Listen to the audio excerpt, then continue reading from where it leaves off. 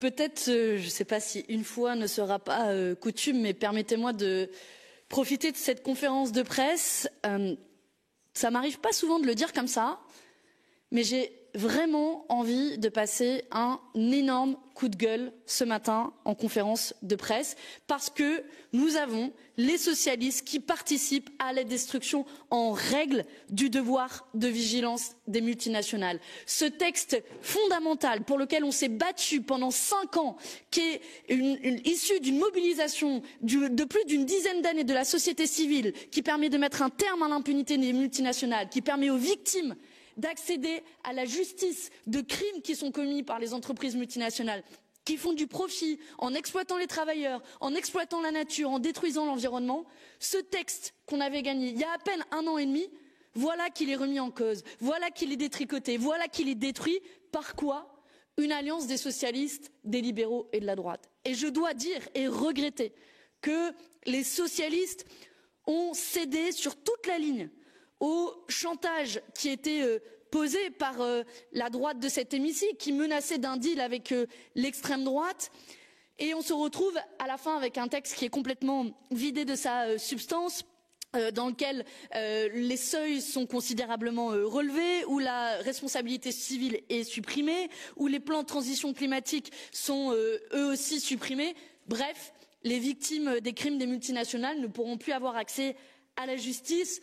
Les lobbies, les multinationales se frottent les mains et la responsabilité incombe essentiellement au groupe socialiste. C'est la raison pour laquelle, avec notre groupe, nous avons déposé une remise en cause du mandat de négociation qui sera voté demain.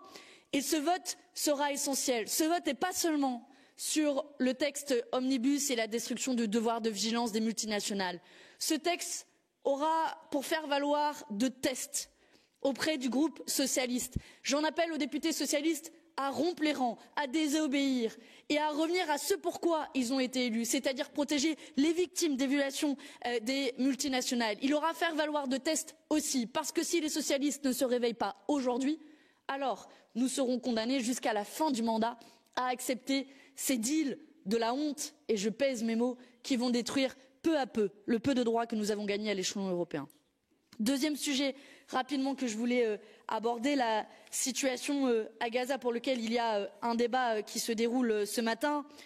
Nous sommes à peine 1 semaine après le cessez-le-feu conclu entre Israël et le Hamas. 1 semaine à peine et le cessez-le-feu est déjà brisé et l'accord de paix mort-né. Plus de 100 Palestiniens ont été assassinés depuis le 10 octobre dernier. L'aide humanitaire est de nouveau bloquée pour entrer dans la bande de Gaza.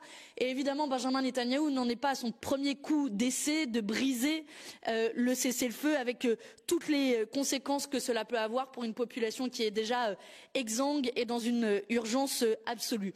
Bref, le génocide n'est pas fini.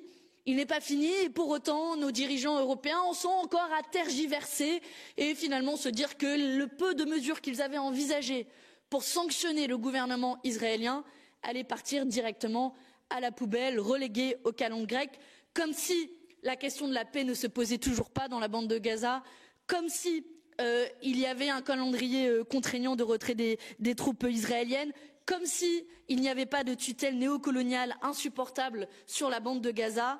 Bref, le plan Trump est mort-né, le génocide se poursuit, l'Union européenne continue à fermer les yeux et reste silencieuse sur un certain nombre de points qui ne sont pas abordés par le plan Trump, que ce soit la création d'un État palestinien, la colonisation de la Cisjordanie, l'accès au droit international et à la justice. Et vous savez que sans justice, il n'y aura pas de paix.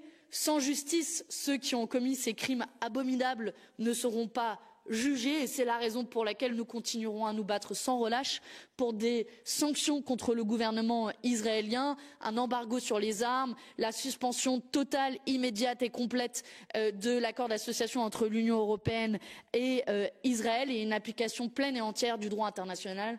Bref, tout ce que l'Union européenne n'a pas fait et ce qu'on aura l'occasion de dire à Ursula von der Leyen demain.